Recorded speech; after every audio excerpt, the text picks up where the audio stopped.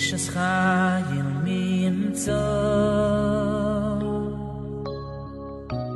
ורחוק מפנינים נכרה בוטח בו לב בנו ושלום לא יחזור שקל אחר להבל היפים אוי והבל היפים אישה ירס אשר היא תזענו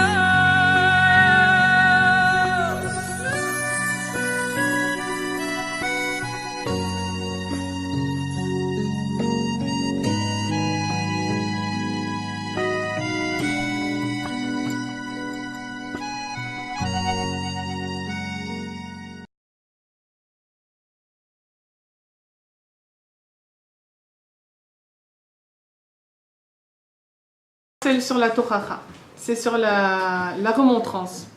Rabbeinu il dit dans les côtés morales, évidemment, dans la Torah Chet du deuxième Chelek, c'est la dernière Torah que Rabbeinu il a fait dans ce monde. Il a fait à Rosh Hashanah, le dernier Rosh Hashanah de sa vie, 18 jours avant de partir de ce monde. Il était très malade, il y avait tout le monde qui était là. Il y avait 1000 personnes, 2000 personnes qui étaient présentes à Ouman, déjà à l'époque. C'est-à-dire qu'il y avait énormément de Breslaveurs à l'époque de Rabbeinu. Ceux qui étaient présents, c'était 1000. Ceux qui n'avaient pas pu venir, c'est encore beaucoup d'autres Breslaveurs. Et au fur et à mesure, des Breslavs, ils ont fait d'autres Breslavs, les Talmidim, ils ont fait d'autres Talmidim, jusqu'à ce qu'avant la dernière guerre, il y avait des dizaines de milliers de Chassidés Breslav. En Ukraine, en Russie, en Pologne, en Hongrie, partout, maman, il y avait des Chassidés Breslav. Des dizaines de milliers. Et la Shoah, elle a tout ramassé. Comment ça aurait été Breslav aujourd'hui s'ils étaient tous restés? Alors cette Torah, il l'a faite à Rosh Hashanah, la première nuit de Rosh Hashanah, et il n'avait pas les forces vraiment parce qu'il crachait. Il avait une bassine qui était remplie de sang à côté de lui, il avait la tuberculose là et non, et il savait pas s'il allait faire une Torah. Alors quand Rabbi Nathan il est rentré, il a dit Maïe, Rabbi Nathan. Il a dit mais les gens ils attendent. Si c'était pas... Ça fait drôle parce qu'il était tellement malade et tout. Il aurait dit attendez Rabbeinu, le principal c'est que vous soyez en bonne santé, reposez-vous bien, ça va aller. Non mais il y a le monde là qui attend. Et lui il était en train de cracher du sang, de vomir du sang là, allez-nous. Alors il a dit, il a levé la main comme ça, en même temps en signe de comment je vais faire. Et comment on va trouver une netza? Bémet, comment on va trouver une netza? Il lui a dit vous pouvez. Tu te rends compte? Rabbi Nathan lui a dit vous pouvez alors qu'il était dans un état lamentable. Et comment il va parler à 1000 personnes? Il dit, au fond de son lit comme ça à 18 jours de mourir. 3 heures il a duré le cours. 3 heures.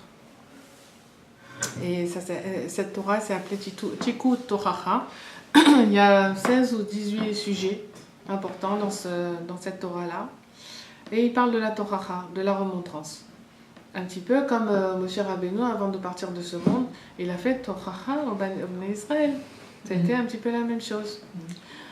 Et donc, les dernières paroles qu'il a dit, c'était sur la remontrance. Comme quoi, c'est pas du tout évident de faire des remontrances. Bien une mitzvah dans la Torah, c'est Ochiyar, Tochiyar Atamitecha, Shelotissa Alafret. Tu vas faire la remontrance pour pas supporter la faute du fauteur. C'est-à-dire que si tu le vois fauter et tu lui dis rien, alors tu vas devoir supporter la punition comme lui. Quand il va aller dans le Gehinnom, tu vas aller avec lui parce que tu lui auras pas fait la remontrance. C'est une mitzvah de la Torah. Alors on dit, c'est Rav Charter qui fait cette étude et il dit bien sûr que dans les mitzvahs de la Torah, quand on voit quelqu'un qui transgresse le Shabbat, qui fait une avéra, il faut lui dire, parce qu'on parle de cette mitzvah-là, à ce moment-là, qu'on ne peut pas fermer la bouche. Peut-être qu'il ne le sait pas. Comme il a résumé ça, on va dire, à un problème technique. Bon, je ne suis pas tout à fait d'accord, parce que quand même, chaque mitzvah, elle remue depuis l'intérieur du Ben Adam, le Kashur, la Neshama, tout ça, elle a des conséquences, mais bon, c'est comme ça qu'il dit. Mais quand il parle de Tochacha, il dit, selon les mots de Rabbeinu, c'est pas vraiment sur les mitzvot premières de la Torah, sur le Shulchan Aruch, mais c'est sur la hashkafa du Ben Adam, dans quoi il est rentré, dans quoi, comment il pense, comment il vit, tout son Mahalach HaChaim. Si on voit quelqu'un qui est sorti du bon chemin, alors on doit lui faire le remettre sur les rails. Dire, écoute, Habibi, tu n'as pas pris le bon chemin, là, tu es complètement à côté.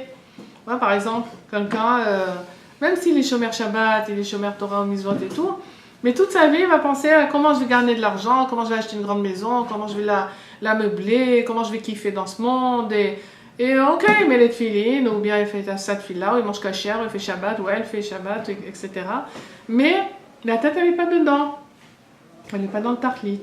Elle n'est pas dans comment je vais servir à Kadosh Baruch Hu. On croit que c'est quelque chose de facultatif. Il y a des gens qui choisissent de servir à Kadosh Baruch Hu, il y a des gens qui choisissent de ne pas servir à Kadosh Baruch Hu. Mais en fait, il ne faut pas se raconter d'histoire, on est là pour ça. On est là pour ça. Pour servir à Kadosh Baruch Hu. Nekuda, la vie elle passe vite. Donc, pourquoi arriver maintenant, hein, après 120 ans, et se dire, mince purée, si j'avais su, si on m'avait dit c'est quoi le but? Mais c'est sûr que j'aurais couru, j'aurais dit, mais pourquoi vous m'avez laissé dormir? Pourquoi vous m'avez laissé faire des avérotes? Pourquoi vous m'avez pas dit que c'est ça le tartlit? J'ai perdu mon temps, j'ai perdu tout mon temps à aller chercher de l'argent, à faire des affaires, pour des bêtises, à aller dans des vote et tout. Ce monde, il m'a complètement tourné la tête et vous m'avez rien dit. C'est là qu'on parle de la Tochacha. Il parle de cette Tochacha Rabbeinu. Alors, il dit dans ces mots, Afalpi, chez Tochacha et Davar Gadol. Bien que la Tochacha, la remontrance, la morale, c'est quelque chose de grand, la colère, Israël à travers vous.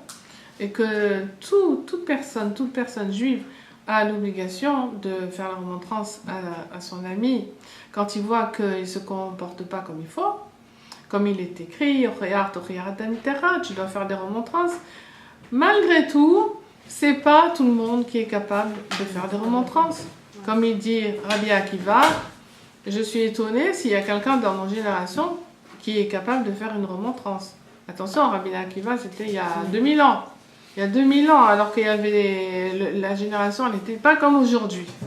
Il y avait beaucoup de tzadikim, tout le monde était dans le Derech HaTorah, il n'y avait pas les ta'avot qu'il y a aujourd'hui. Il y avait des ta'avot, mais pas, j'allais dire à chaque coin de rue. C'est même pas à chaque coin de rue, c'est dans la poche, il n'y avait pas des provocations comme ça, parce que c'est normal. Aujourd'hui, on a donné le reshoot. Dans le Dor Acharon, dans la dernière génération, on a donné le reshoot, la permission, etc., de lâcher toutes ces munitions. Donc, c'est une génération qui n'a jamais été autant éprouvée de toutes les générations depuis que le monde est monde, et qu'il n'y a aucun tzaddik qui a voulu venir dans cette génération. Vous voyez bien, il n'y a pas. Dites-moi où il y a un tzaddik. Il y a des rabbanim, les rabbanim... donné pour les rabbanim. Comment ça s'appelle? Koupataïr.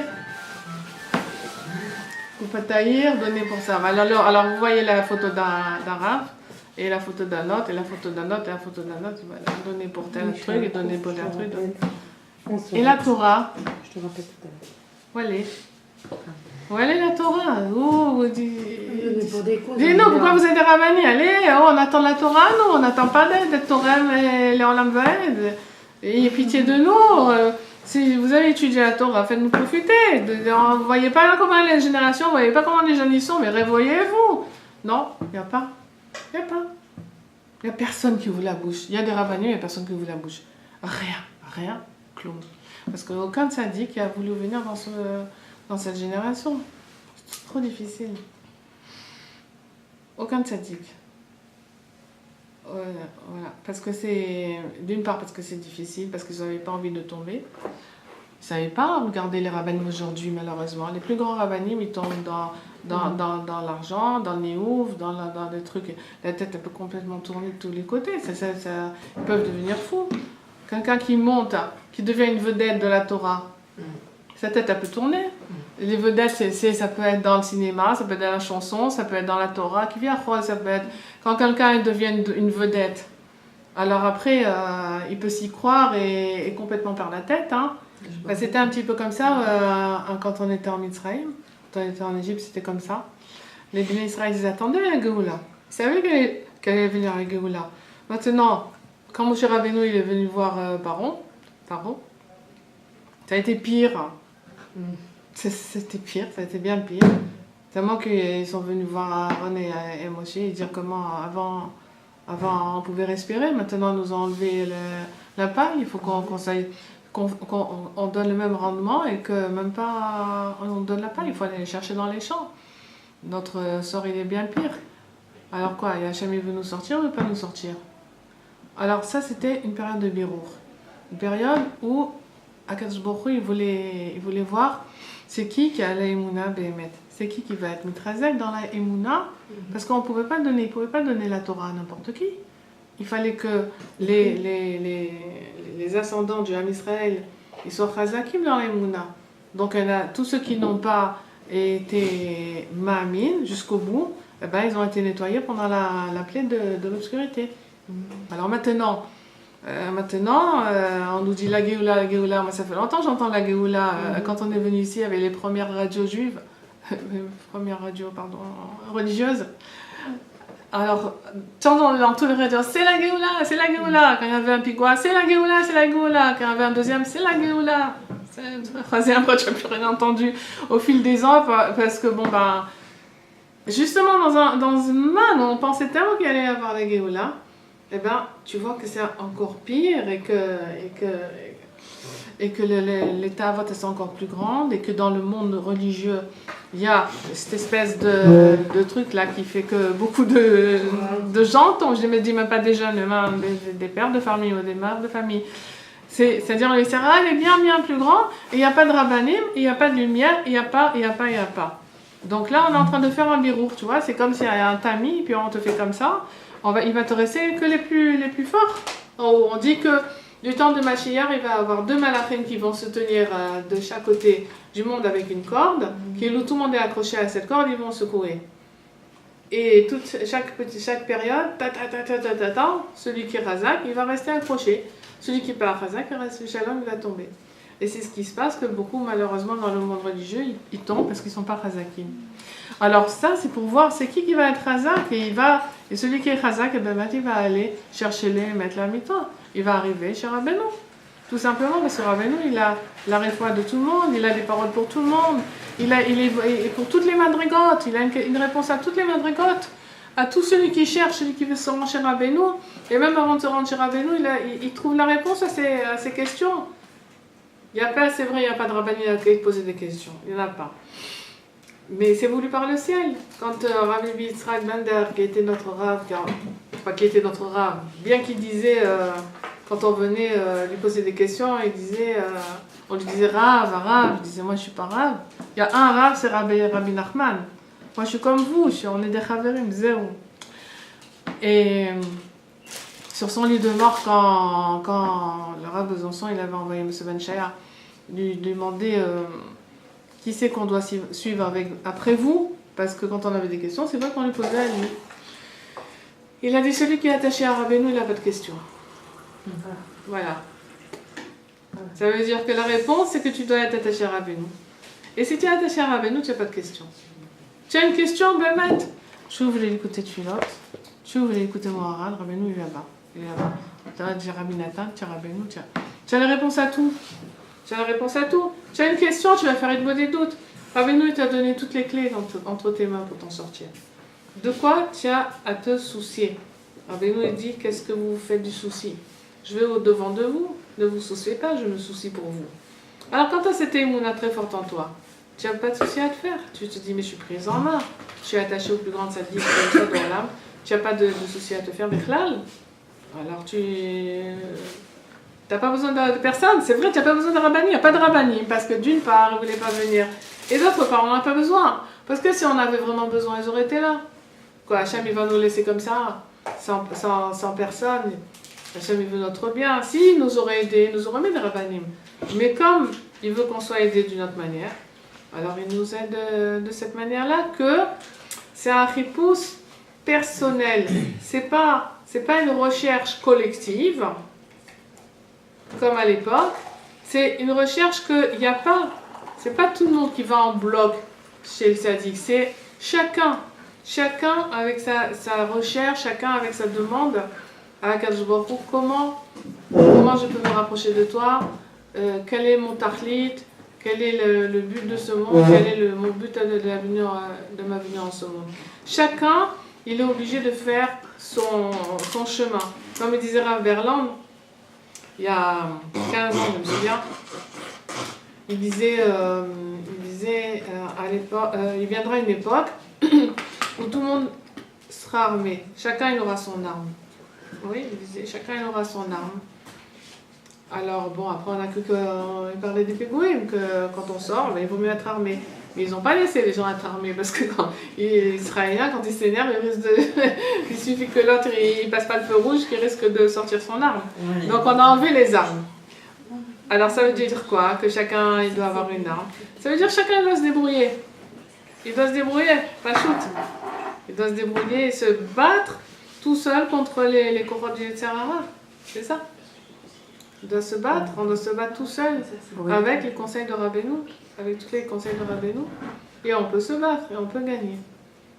Du moment qu'on est attaché au tzaddik, on a la force du tzaddik. On a la force du tzaddik.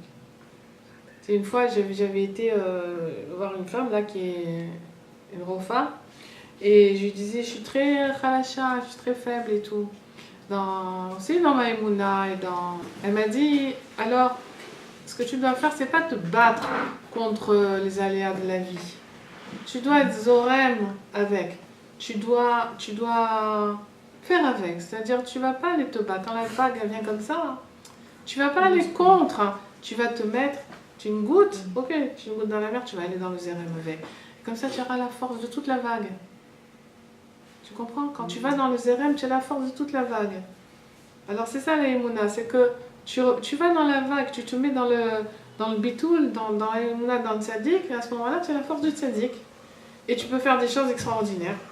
Tu peux faire des choses extraordinaires. Tu peux arriver vraiment à des grandes choses.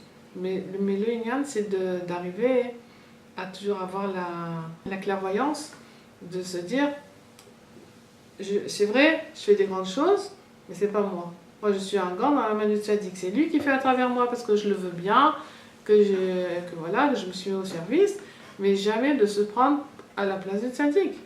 C'est reconnaître, pour ne pas tomber comme ces rabbanim dans des bgamim noraïm, se dire, voilà, moi, de toutes les façons, je suis battelle et je reçois ma force du tzaddik, mais que je n'oublie jamais. Et ça, c'est une protection. Alors, Rabbi Akiva, pourquoi on parlait des rabbanim? Parce qu'on disait, voilà, il y a 2000 ans, elle a dit ça. Il a dit Tochacha, il y a 2000 ans déjà on ne savait pas faire des Tochachot, on ne savait pas faire des remontrances. Ça veut dire qu'on ne savait pas faire de remontrances parce que, pour la raison suivante, que celui qui n'est pas capable, qui n'est pas à la madriga de faire une remontrance, alors il sèche le rouach, le wa, l'esprit, le souffle des neshamot qui écoutent sa remontrance. Ça veut dire quoi? Ça veut dire qu'il les décourage. En d'autres mots, comme on les comprend, ça veut dire qu'il les décourage. Parce que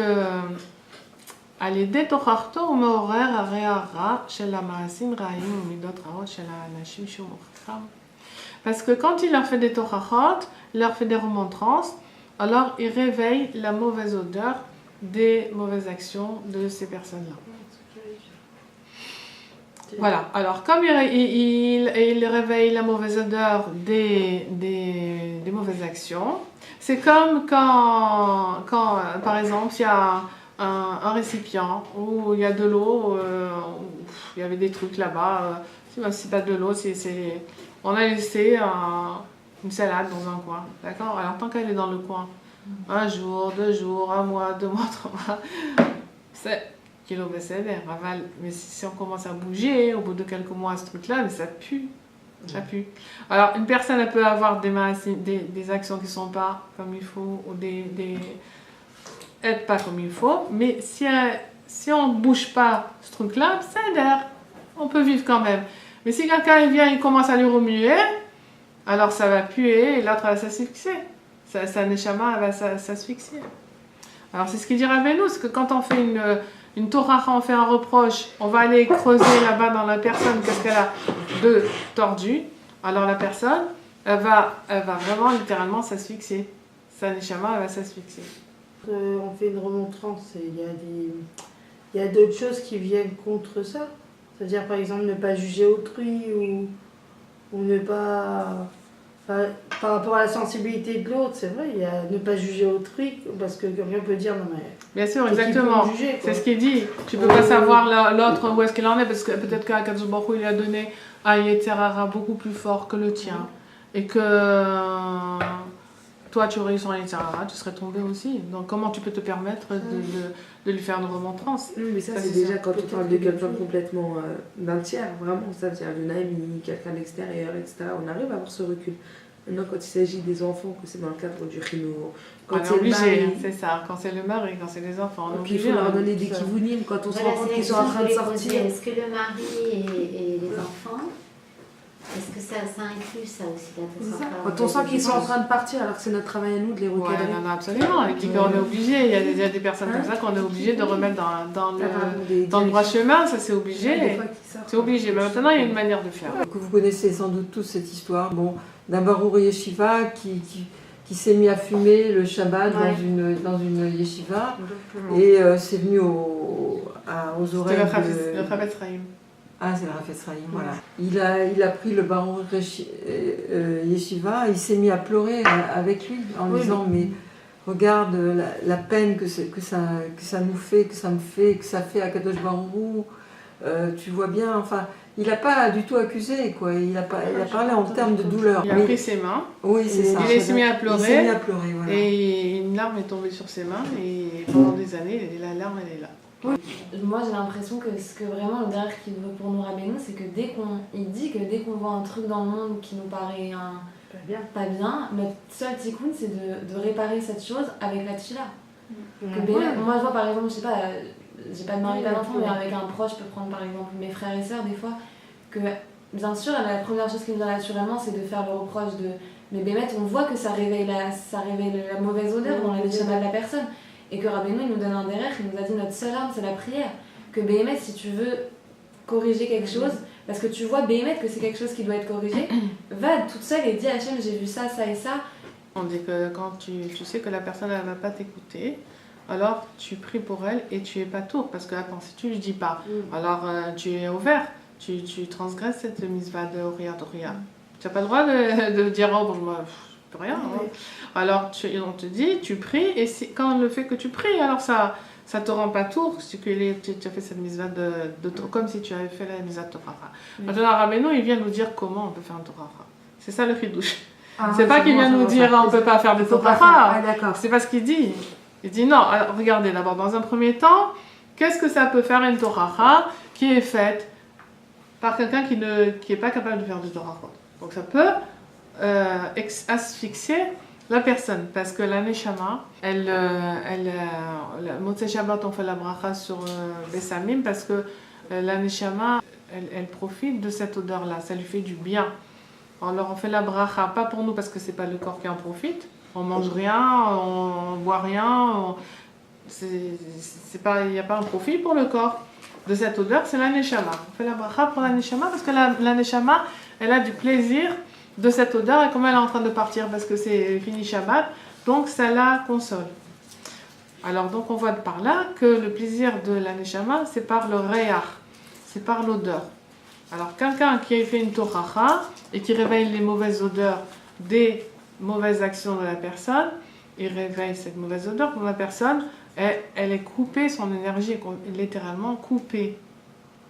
Et c'est une sakana. C'est vraiment un danger. C'est-à-dire que elle, quand elle fait des bonnes actions, des filotes, et qu'elle essaye de s'en sortir comme elle peut, alors il y a des olamot qui dépendent de chacun. Oui, il y a des mondes qui dépendent de chacun de nous. On n'est pas tout seul. Il y a tout une locomotive et on a tous les wagons qui sont derrière nous. Maintenant, ça arrive jusqu'au Olam Ha'elyon. Ça arrive à des millions de kilomètres au-dessus de nous. Et c'est comme si on était au lieu que, vous savez, les pantomimes là. Alors en haut, il y a des gens comme ça qui tiennent avec leur. Et en bas, ils bougent. On pense que c'est des marionnettes. Alors nous, c'est dans le sens contraire. Ça veut dire qu'au lieu que ce soit les fils en haut qui bougent, qui font bouger en bas, c'est nous qui faisons bouger ce qu'il y a en haut. Chacun, il est responsable. Il a une grande responsabilité par rapport au monde entier, puisqu'on dit le monde, il a été créé pour moi. Donc, Rabbeinu, il est dans une autre Torah. Ça veut dire que je suis responsable de la réparation du monde. Tu crois le monde a été créé pour moi, donc donnez-moi, puisque tout est écrit pour. Non, tu dois donner, c'est toi qui dois donner, qui doit travailler, bosser pour la réparation du monde. Et ben, mettre une personne même qui est toute seule dans son coin, elle peut bouger énormément de choses. Elle peut annuler des décrets, elle peut faire venir Mashiach, elle peut emmener des délivrances au monde qui n'existaient pas auparavant. Une personne toute seule, en travaillant les Shem Shamayim, en priant les Shem Shamayim, tu vois, chacun dans son coin. Donc, il y a énormément de choses qui dépendent de nous, parce qu'on est des juifs, qu'on est responsables de l'humanité. Et donc, chaque personne a une neshama dont des mondes dépendent de ses ma'asim tovim. À partir du moment où on lui fait une tochacha, on lui fait une remontrance qui lui coupe la vitalité et qu'elle n'a plus envie de faire, parce que des fois quand on dit des choses à quelqu'un, dit oh, c'est comme ça, laissez-moi tranquille, moi je ne fais plus rien du tout. Hein. Puisque de toute façon, voilà, allez, laissez-moi. Et elle fait des bêtises alors qu'elle ne le faisait pas auparavant. Puisque ça ne vaut rien ce que je fais, tant pis, allez, on laisse tomber. Alors, il y a ces mondes qui ne vont plus être alimentés par cette personne. Et c'est grave. Et c'est grave. Ouais, mais c'est-à-dire qu'après, elle arrête de faire ce qu'elle faisait déjà. Elle arrête ce qu'elle voilà, exactement. Donc les conséquences, elles sont pareilles qu'à la personne à qui on fait une Torah là maintenant. Mais c'est tous ces mondes-là qui dépendent d'elle qui vont s'expliquer aussi. Par contre, quand la Torah, elle est faite par quelqu'un qui sait, pas seulement qui sait, hein, mais qui a tous les éléments qu'il faut pour faire une remontrance, alors bien au contraire, cette personne-là, elle va rajouter du Re'ar Tov dans la personne. C'est pas toutes les remontrances qui sont à bannir, parce que c'est une mise à la Torah. Mais il y a des conditions qu'on verra. La personne, elle est raouya, elle est apte à faire la Torah. Alors à ce moment-là, elle réveille une bonne odeur dans la personne, dans la neshama de la personne. Elle lui donne envie de faire tchouva, elle lui donne envie de faire plein de choses, parce que elle a su, elle était à la hauteur, comme Moshe Rabbeinu, quand il est parti, il a fait la Torah au Béné Israël, avant qu'il soit parti. C'est-à-dire que quand ils ont fait la faute du veau d'or, alors il leur a fait une Torah, il leur a fait une remontrance, ils ont fait tchouva. La Torah de Moshe Rabbeinu, on dit à son égard, Nathan Bahem Re'ar Tov. Il leur a mis en eux un Re'ar Tov. Grâce à cette Torah qu'il leur a fait, il leur a rajouté une bonne odeur dans la neshama qui s'appelle Mezona de Nishmata. Qui s'appelle la nourriture mamash de la neshama, parce que la neshama, elle se nourrit de la bonne odeur. C'est pas une petite affaire de faire tchouva à quelqu'un pour qui le principal dans sa vie c'est l'argent, ou bien c'est les tavot, ou bien il faut vraiment une béquilloute, il faut vraiment, c'est pas du tout évident. Alors Rabbeinu il va nous dire comment. Celui qui doit faire la Torah, alors on dit qu'il faut qu'il ait un ruach. Il faut qu'il ait un ruach, un esprit de sainteté sur lui. Ça, c'est condition sine qua non. Alors là, ça, c'est quoi? Le conseil, comme il dit Rabbeinu, c'est Ruchi asher alecha al-bara shasamti befircha. Le ruach, comme c'est écrit dans Ishaïa, mon ruach qui est sur toi, et les paroles que j'ai mis dans ta bouche. ne s'éloigneront pas de toi, ni à droite ni à gauche. Mipicha, mipizaracha, mipizarzarecha, amar Hashem atavad olam. Toutes ces paroles-là ne s'écarteront pas de toi et de tes enfants jusqu'à l'éternité. Alors, c'est très important. Ce passouk, il est très important. Ruchi asher alecha. Udvarai asher samti beficha. Mon roi que j'ai mis sur toi. Et les paroles que j'ai mis dans ta bouche.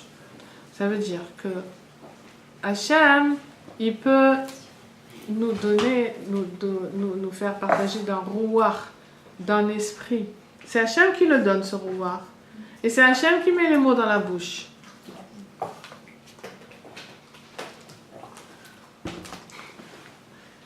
Bon, ça me perturbe, excuse-moi. Hein. Je peux pas. C'est bon? Oui, pardon. Ok. Alors, ce rouar-là, ce rouar qu'Akadosh Baruch Hu, il envoie sur la personne, elle est entourée de Rechot Neimim du Gan Eden. Elle est entourée de bonnes odeurs du Gan Eden. Voilà. Mais ça, il faut savoir que c'est Akadosh Baruch Hu qui donne à la personne ce rouar-là. D'accord? Et quand la personne elle reçoit ce rouar-là d'Hachem, alors il y a un ratson et une sheifa pnimit, la chouva Hachem bara. Il y a une volonté qui se crée et un désir qui se crée dans la personne très grande de se rapprocher d'Akadosh Baruch Hu parce qu'elle aura senti la neimout de ce rouar-là. D'accord? Il faut attirer ce rouar. C'est pas statique, c'est quelque chose qui peut s'attirer à tout moment. C'est-à-dire il faut de la avoda pour ça, il faut garder sa bouche, évidemment, il faut garder son cœur, de s'énerver sur quiconque, il faut faire attention à ses oreilles, pas shoot, comme on dit les shivanerot, tous les orifices qu'on a dans notre visage, c'est-à-dire les deux oreilles, les deux nez, enfin les deux trous du nez, les deux yeux et la bouche, qui sont les 7 orifices, et qui sont Shivanerot, ça s'appelle Shivanerot, les 7 lumières. L'orifice de Ménorah. Voilà, justement, c'est pas dans pas longtemps, Rabbeinu il parle beaucoup des Shivanerot, justement au sujet de Hanouka. Comment attirer la lumière de Hanouka dans nos Shivanerot, dans les 7 orifices. En fait, c'est ça qui nous permet d'avoir contact avec le monde. C'est par les yeux, c'est par les oreilles, c'est par la bouche, c'est par le nez. C'est comme ça qu'on a un contact avec le monde. Donc, celui qui arrive, qui travaille pour sanctifier ces 7 portes qui sont ouvertes entre nous et le monde, alors celui-là, il peut attirer le rouar d'Akadosh Baruch Hu. D'accord? Ce rouar, c'est un rouar du Gan Eden. Et quand la personne, elle est zocha qu'Akadosh Baruch Hu aussi, il est marachem, il a pitié d'elle, et qu'il lui envoie ce rouar-là, alors elle sent une odeur du Gan Eden, parce que ce rouar, il vient d'Hachem. Ce souffle-là, il vient d'Hachem. Et quand ce rouar du Gan Eden, cette senteur-là du Gan Eden, elle rentre en elle, alors elle est prise d'une volonté extraordinaire de se rapprocher d'Akadosh Baruch Hu. Selon la racine de la Neshama d'où on vient, on est zoché d'attirer ce rouar-là, ce rouar HaKodesh Mamash, qui est un rouar HaKodesh.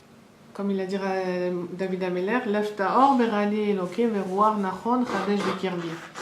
Tu m'as créé un cœur pur et tu renouvelles en moi un souffle nouveau.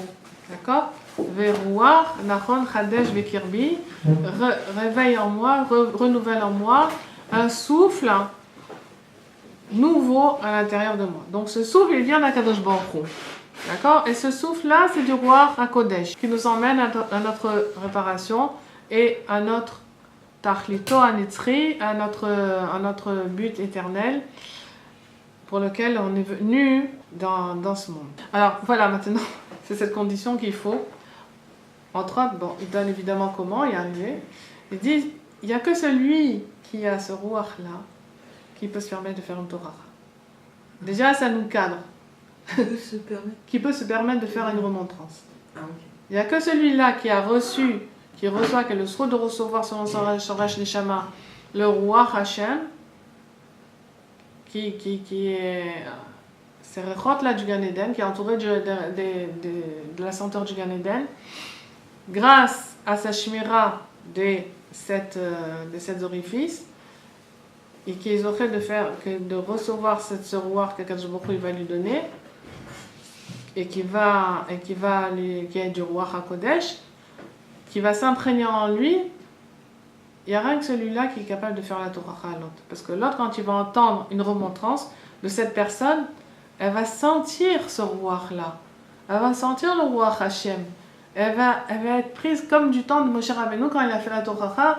Il venait de recevoir Kabbalat Torah. Il était Mekoucher à Kadosh Baruch Hu dans toutes les fibres de son être. Et quand il leur a dit, mais comment c'est possible? Alors, du coup, ils ont réalisé, ils se sont dit, mais c'est vrai, c'est de la folie, mais qu'est-ce qu'on a été faire là? Mais c'est pas possible, non, on veut faire tchouva, on veut être bien, on veut te servir. La vraie Torah, elle doit réveiller en nous la volonté de faire tchouva. Mais ça vient tout seul. C'est pas que quand on nous dit, ah non, attention, tu dois faire ça.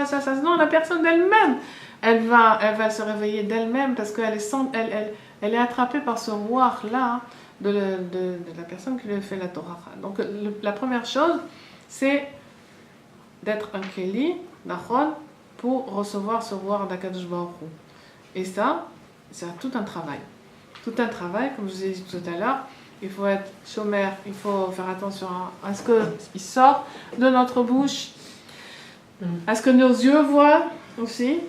Parce qu'en tant que femme, je répète toujours que c'est pas du tout évident. On n'a pas le droit de voir tout ce qu'on a envie d'entendre. Ça, on ne dit pas tellement pour les femmes. Voilà, on ne dit pas. C'est quoi, c'est un tort. Une femme elle a vélo. Regarde, les femmes, à tort, on leur enseigne pas. On dit, bon, les femmes, c'est pas grave, elles sont pas à l'obligation des mitzvot, on va dire. Hein. Bon, Shabbat, Kashrut, machin et tout. Mais c'est surtout pour les hommes. Non, c'est une erreur. La femme, elle a l'obligation de faire toute la Torah, toute la Torah entière, à part les mitzvot, Shazban Kaman, à part les mitzvot qui dépendent d'un certain temps. C'est-à-dire, le lulav, les trocs, tout ça, c'est à Sukkot, donc on n'est pas tour. La Hanoukia, aussi on n'est pas tour, mais on peut le faire. Le lulav aussi, on peut le faire. Pardon? Les mitzvot assez. Les mitzvot positifs qui dépendent du temps. Oui, il y en a 248. Elle a l'obligation de faire les mitzvot assez, à part celles qui dépendent du temps. Par contre, les 365 mitzvot négatives, l'ota assez, ben là, elle n'est pas tour du tout. Elle doit toutes les accomplir. Tout ce qui est interdit à un homme est interdit à une femme. Et vous n'irez pas derrière les désirs de votre cœur pour fauter. C'est pour une femme aussi. Ça veut dire Shmirat Ha'inam, c'est aussi pour une femme. Non, parce qu'en général, tu vois, on est souvent... J'ai une de mes voisines, là où j'habite, là, chez les Sept-Mères, qui m'appelle pour me dire Mazal Tov et tout. On discute, et c'est la première fois que je me retrouve à parler de Torah avec elle. Et elle me dit, je viens d'écouter un cours extraordinaire sur la Shmirat Ha'inam des femmes. Je lui dis, ah bon et tout, pourquoi tu sais voir ça? Elle m'a dit, parce qu'il y a un truc qu'on oublie, c'est que nous, tout ce qu'on regarde, ça va dans le noir. Ben oui, c'est ça. Et tout ce que tu mets dans le noir, C'est ça. le bébé, il l'attrape. Tout ce qui est d'allaitement, tout ce qui est le chinour des enfants, tout ce qui est ton yachas avec ton mari, etc. Parce que c'est de là que tout se met en place dans ta vie, dans ta façon de voir les choses, dans tout en fait. Et que c'est ça aussi, toutes les énergies, pas les énergies, c'est pas les énergies qu'elle m'a dit, mais tout ce que tu vas amener à tes enfants, à ton mari, le roi que tu vas leur amener, ça va être en fonction de tout ce que tu as vu. Tu vois aussi. Donc si tu vois maintenant, tu vas dans un endroit, genre tu te balades, tu vas à la plage, tu vois toutes les nanas en bikini, même si toi t'es de noir, mais ça s'inscrit dans ta tête, et ça a un impact sur ta neshama. Ce truc-là, le fait, toi tu crois comme t'es une femme, ça t'a rien fait, c'est vrai que d'un point de vue physique, c'est pas comme les hommes, mais d'un point de vue rouhani, pour ton kohar hatfila, pour ton kohar après de gdusha, voilà la gdusha, la Voilà par exemple ce qu'on vient de tu dire. l'as plus la gdusha, tu la perds. Tu te mets un voile, un marsam, pour recevoir le roi d'Akadosh Baruch Hu. Pour une femme, c'est encore plus important parce que c'est vraiment toute la tfissa. Qu'elle La a mère, c'est le pilier de la maison. Si elle est bourrée de bêtises dans la tête, Ouais. comment tu veux qu'elle dégage de la Gdoucha? La deuxième condition, c'est que quand on fait des torahot, il faut de la rachmanout. C'est une condition, c'est qu'il faut avoir pitié de la personne, vraiment. Pas parce que je suis énervée, comment qu'elle route pas, comment elle peut se permettre et tout, ça va pas, qu'elle s'avance. Ouais, regarde. D'enlever ton kavod en fait. La rachmanout. Ah, non. Tu t'en fais pour son Olam Haba. C'est-à-dire, comme elle a raconté tout à l'heure l'histoire du Chavetz Chaim, c'est que, ok, voilà, t'es venu maintenant, j'ai tellement de la peine pour toi. Tellement de la peine. Ça me fait pleurer que tu es en train de te mettre le Shabbat parce que tu sais comment tu vas supporter dans le Gehinnom. Tu sais, tu sais comment maintenant dans ce Olam, t'enfermes dans une prison mentale. Ça me fait de la peine, ça fait de la peine. Une fois, il y avait le Chavetz Chaim, justement. Une autre histoire avec le Chavetz Chaim, c'est que la yeshiva, elle était en déficit. Il risquait de fermer les yeshivas et c'était pas possible. Donc, le Chavetz Chaim, il avait fait une réunion avec les rabbanim, pour qu'on lance des appels, et avec les riches. Et alors, il y avait un riche qui est venu, et puis... dans le bureau du Chavetz Chaim, et puis il lâche vraiment une somme d'argent incroyable, quoi. C'était énorme. Alors le Chavetz Chaim, il se met à pleurer. Et ce bonhomme-là, il avait une usine, mais il travaillait le Shabbat. Elle était ouverte le Shabbat.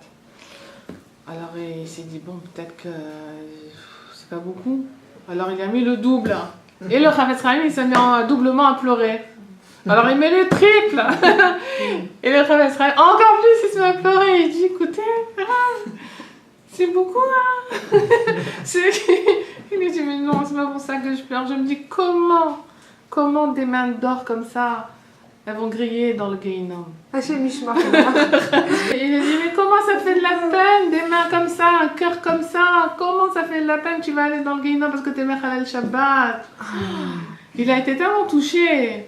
Parce que, ben, il pleurait le Chavetz Chaim, mais il a été tellement touché qu'il a décidé de fermer son usine Shabbat. Zéro. Mais c'est ça, c'est le Chavetz Chaim qui était capable de ça. Il avait tellement une avat Israël incroyable. Ça veut dire que nous, non. Non, ouais, bah, je sais pas. Il suffit d'avoir du date. Non, moi je crois que non, vraiment. Hein? Mais ça dépend pour qui. Ça dépend comment tu l'amènes. Peut-être quand tu as vraiment de la hava pour la personne et que tu le fais que pour son intérêt personnel à elle, et pas pour toi que t'as rien à gagner, même presque plus à perdre. Mais tu le fais parce qu'il faut le faire. C'est vrai que c'est dur. Bémet, quand on C'est fait par nous, c'est pas pareil. il parle vraiment du tzaddik. Parce qu'il faut le faire. Il dit que c'est le tzaddik qui a cette On n'est pas capable de faire une Torah? Si, ça dépend. Pourquoi pas? Enfin, ça Si dépend. Rabbeinu il dit. On Rabbeinu il te donne des conditions. C'est très très dur. Non, il y mais a l'histoire des- du roi, des 7 nérotes, etc., ça, c'est un peu ça quand même. Je crois pas C'est qu'on quoi a ça. Les rois. Quel rouge vous avez? Vous m'étonnez là. Ils sont là pas, ils sont là pas. Non, Alors on enferme tout, on va à la maison. Je mets dans les mains du tzaddik. Parce que j'ai Et quand tu fais ça, tu vas te marier, tu vas avoir des enfants, tu vas être obligé de faire le Torahot. Hein. Ouais, tu vas être obligé. Hein, Avec ton mari, tu verras. Non, mais ça sera du tourner. humour, c'est pas. Demande à Rav Ifra, sa femme, tout ce que. tout ce qui se Non, parce que je crois que vraiment, Tout ce qui doit se prendre dans la tronche. Demande à Rav Ifra combien sa femme elle lui a fait le Torahot. Et ça lui a réussi. Ça va le résultat? C'est ça, ouais, tu vois. D'accord. Je l'ai pas enfoncé dans Non, mais la. c'est vrai, là, ouais. Et pour nous donner des kélim. Oui, pour faire la Torah. C'est pas pour nous dire qu'un jour, il y avait des gens qui étaient capables des Nevi'im, qui étaient capables d'emmener du roi à Kodesh et d'attirer le roi d'Hachem. C'est aujourd'hui, maintenant. Rabbeinu a dit, je peux faire de vous des tzadikim amitim comme on y ayom. Je peux faire de vous des tzadikim comme moi. Donc si tu te dis, non, on n'est plus à la madriga, alors tu es coffert dans ce qu'il dit Rabbeinu. Je ne crois pas. Je ne crois pas, mais Rabbeinu il a dit oui, c'est possible. Je peux faire de vous des tzadikim amitim comme on y ayom. Donc s'il nous donne toutes ces tzad maintenant, il nous dit comment que ça marche, il nous explique, c'est pour qu'on y arrive. Et qu'on fasse, oui, les Torahot, parce qu'il y a besoin d'entendre Torahot. Si c'est avec la Rachmanout, si c'est avec le roi Hachem, quand la personne elle est là devant toi, elle a, comme le Chavetz Chaim, quoi pas, après tout. C'est possible, si Rabbeinu est encore plus grand que le Chavetz Chaim, donc il peut faire de toi plus grand que le Chavetz Chaim. Tu peux avoir un col qui peut faire tchouva à tout le monde, la valo. Rien qu'avec le col, il dit maintenant le lignan, c'est le col. C'est le col, parce que dans ton col, il entend le roi d'Hachem. C'est ça il va entendre le col. Vous n'avez pas déjà entendu des cols de personnes qui vous avez senti tout un monde derrière ce col. Il y a des gens qui ont un col casé, que tu es une Israël, tu as envie d'aller, c'est comme si tu ouvres un univers. Et ce col-là, il vient justement à te donner la que tu vas travailler sur toi-même. Tu vas travailler ta Rahmanout aussi, tu vas travailler des Mélom Israël, tu vas travailler tes Chushim, tu vas tirer ce rouach-là. Et ça va se voir dans ton col. Dans ton col, c'est comme il est écrit, il rapporte. C'est un col qui réveille la Yirat Shamaim.